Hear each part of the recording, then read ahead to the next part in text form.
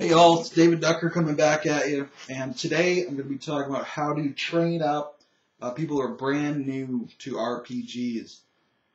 So how to go from rookie to veteran in the shortest amount of time possible. I've had this video requested several different times, several different people. I think it's probably a fairly easy video to make.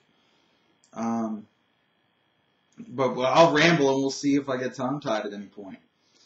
So first thing, you get someone who's willing to try RPG, and you can talk to them. First of all, start by talking to them about what they're interested in, what RPGs are. Tell them it's a chance to be a character in a story, like playing a video game with no invisible walls, with unlimited actions, with unlimited character customization, or like a choose-your-own-adventure story where you can write your choice and someone else can write it back to you. And it's just that in a conversational format. And how you can explore the depth of the characters and craft this really unique, interesting story that's so interactive that no other media can bring that experience, because that's what RPGs do better than anything else. Check out my video on the media is the message. You want to highlight the strengths of your genre, of your media, hide the weaknesses. So the strength of RPGs, customization and interactivity. The weaknesses are all the math has to be done by hand, and also, you have no budget. There's no actors, no voice actors, no artists, no computer animators. So you can't compete with the mechanics of a video game and the budget of a video game. But you can easily destroy them if your main feature is the interactivity and the customization. So first of all, I talk to them about that, get them hyped up about RPGs, and then I start to talk to them about the game that we're bringing them into. So what's the campaign like? What's the genre like? What's the story going to be like? So I could tell them, it's kind of going to be like Star Wars or Flash Gordon or some of the Kirk era of Star Trek. And it's going to be this fly by the seat of your pants, gunfights and hover car chases kind of game. So they get a feel for what their characters should be. And then you tell them what the story is going to be like. So it's going to involve maybe crime lords and bounty hunters and bandits, space pirates, so that they kind of get a feel again what their character should be like, that he should be involved with this criminal element, so that he fits into the world, both thematically and actually in terms of structure and mechanics and job roles and history. So once he has these kind of guidelines, just work with him and talk him through what he wants to do, what he wants to be. Does he want to fly a spaceship really fast? Does he want to get shot and still be alive because he's the toughest man on the planet? Does he want to pick someone off from 500 yards with a laser gun? Does he want to be the guy that builds this awesome battle droid and then sends it out to kill the baddie and he's controlling it with remote control? What does he want to do? What's cool to him that can fit into the story and the setting and the genre? So get a couple different options. Help him make this selection of cool factor. Start with the cool factor for a new player, because they need that, because it's cheap heat. And there's nothing wrong with cheap heat. Believe me, I love cheap heat. So get him in with the cool factor then, and then once he's got the cool factor, you can start to walk him through character creation. And I'm not talking about mechanics. I'm talking about your character sheet, your universal generic character sheet. I did a video on that about how to role play this character and who he is. Not what he is mechanically, doesn't matter, but who he is to role play in.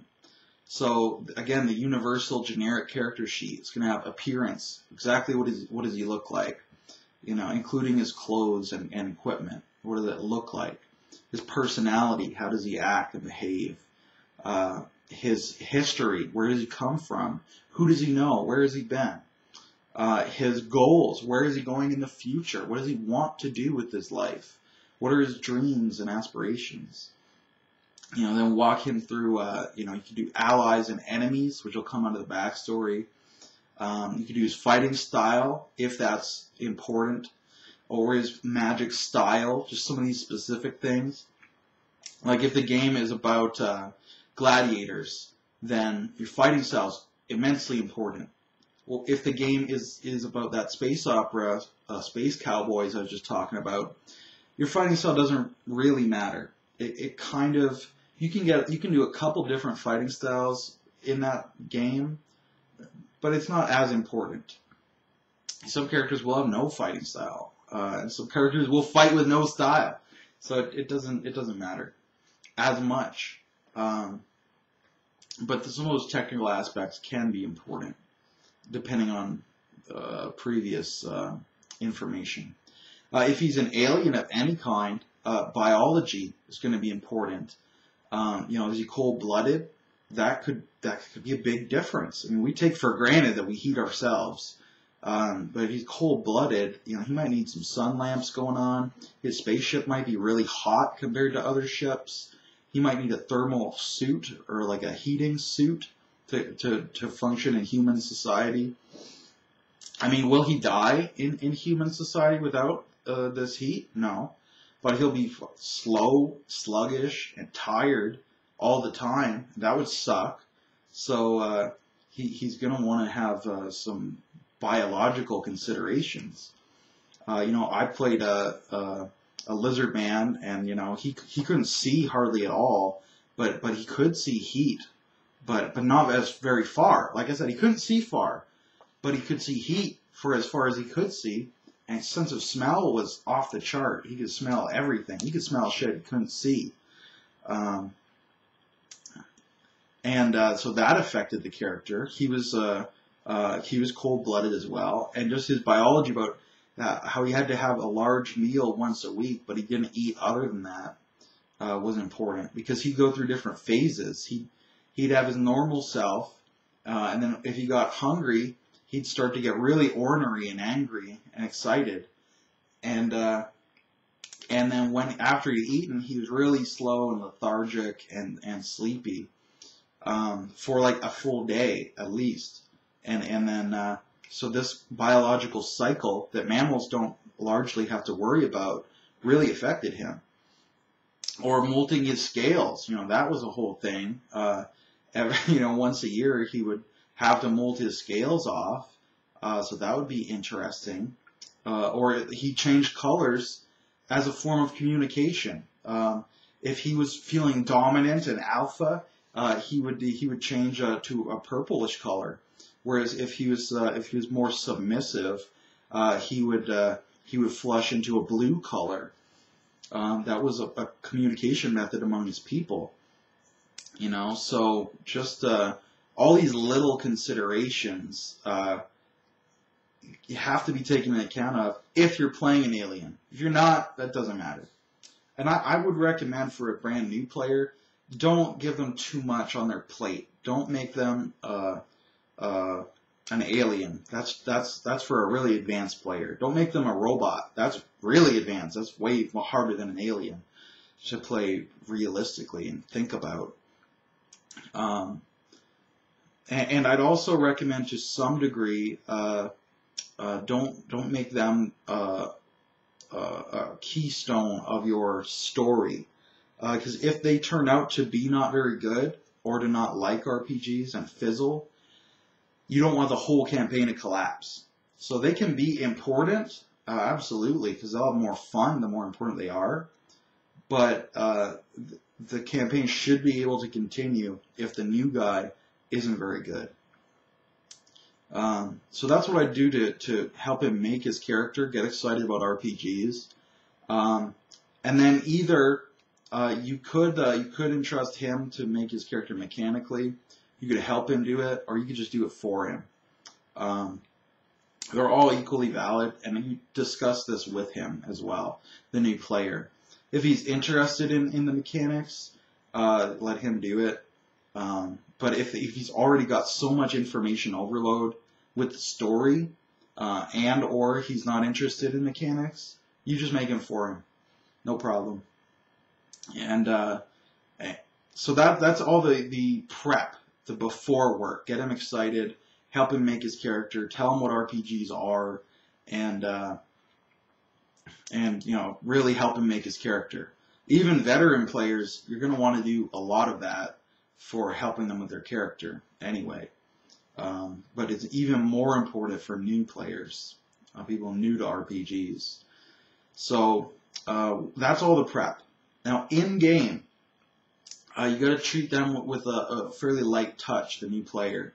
So hopefully they're surrounded by really good players, so they can see how it's done by example.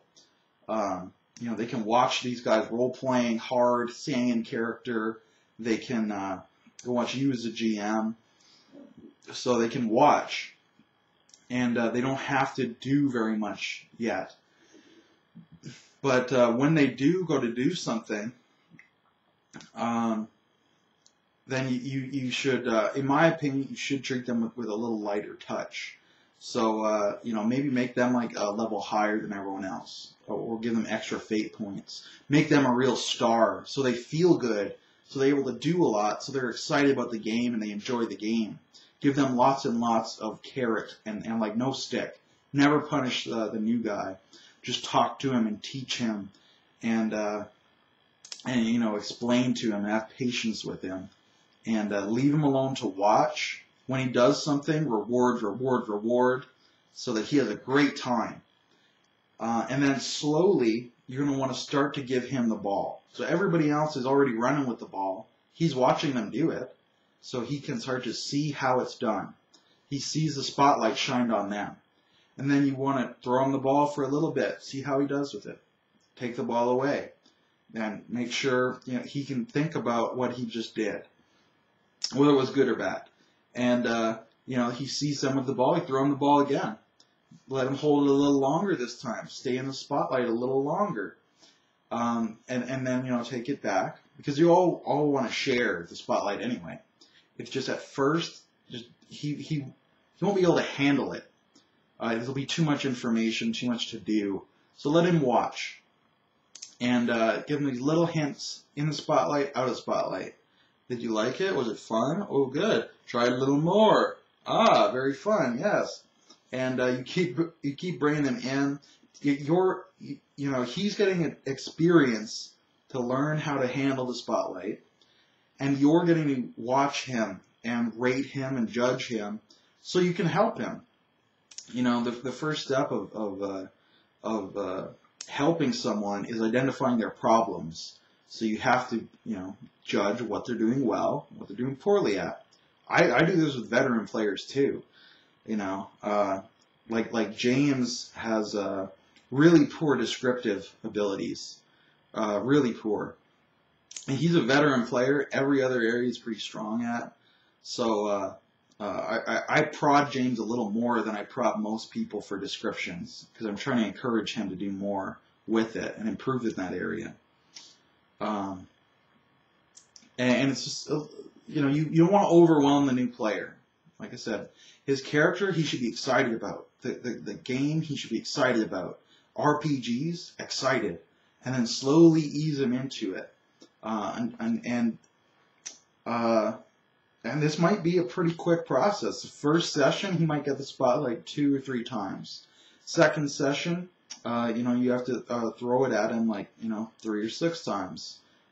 Third session, maybe about the same, depending on how he's been doing. But by that, like, 4th session, he should be pretty comfortable with what's going on.